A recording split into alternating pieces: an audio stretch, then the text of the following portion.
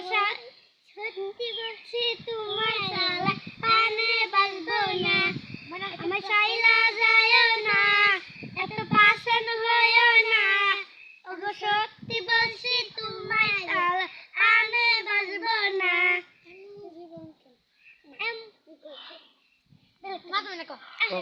যা যা